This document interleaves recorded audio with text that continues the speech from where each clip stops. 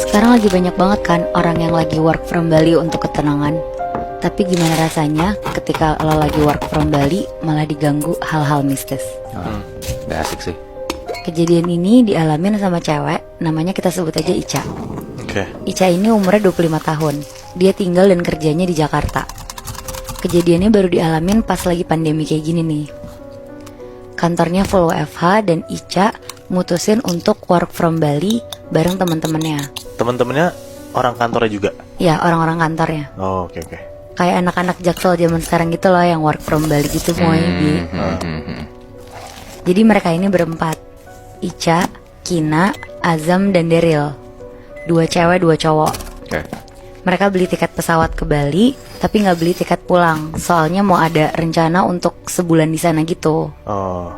Mereka nginepnya di guest house. Jadi guest house-nya ini tuh kayak rumah tua gitu. Dan orang yang jaga guest house-nya cuma datang pas check-in sama check-out doang. Jadi selama mereka di sana nggak ada penjagain? Iya, nggak ada. Jadi kayak serasa rumah sendiri gitu. Sampai akhirnya di minggu ketiga si Ica ini mulai ke warlock-warlockan dan ke Bali-Balian gitu. Kayak gimana tuh? Dia tuh kayak mulai peduli sama kesehatan dan meditasi gitu ceritanya, Bi. Akhirnya Ica pergi ke toko yang jualan dupa.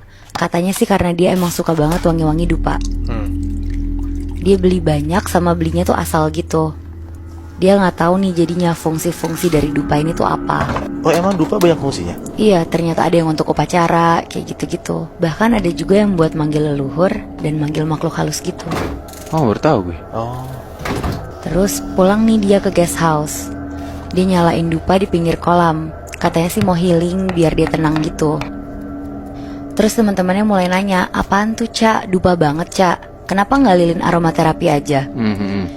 Terus si Ica-nya ngomong, ya gimana ya, gue kalau nyium wangi dupa tuh rasanya lebih tenang dan bisa fokus kerja aja dibanding lilin-lilin yang lagi hits gitu.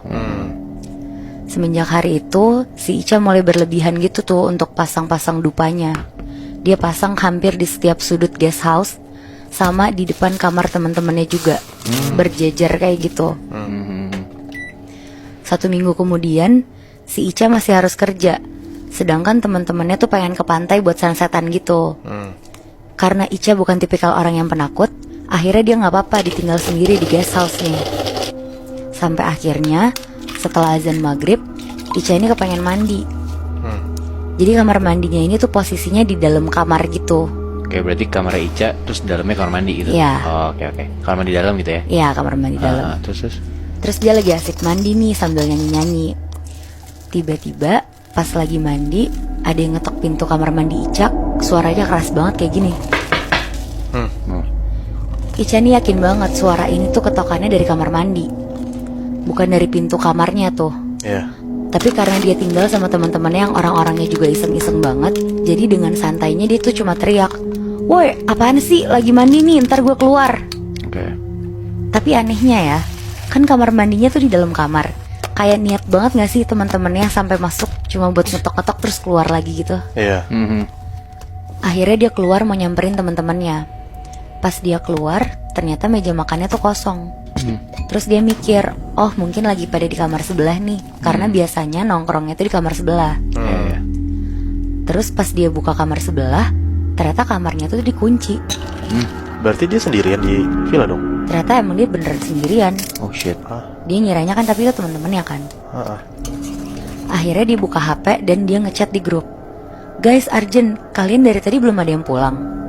Terus kata teman-temannya, "Enggak kok Ca, kita belum ada yang pulang, tapi kita udah deket kok." Mampus. Ica langsung diem di depan kamar dengan perasaan yang agak aneh gitu.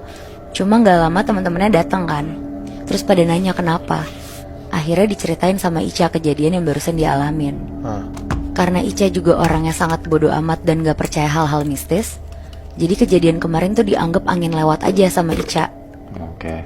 Sampai akhirnya Ica sama teman-temannya ini kepengen refreshing untuk ganti suasana. Mereka mutusin untuk nyewa villa 1 malam doang. Ini villa yang lain nih? Iya, ini beda villa. Oke. Pas sampai di villa dan suasananya pas lagi santai, temennya Ica yang namanya Daryl mulai cerita, kalian tahu gak sih ada cerita serem di guest house kemarin? Tapi gue gak berani cerita di guest house itu, karena gue gak pengen kalian jadi takut juga. Jadi Pas abis kejadian Ica diketok itu, selang 2 hari ada kejadian aneh di kamar gue dan Azam.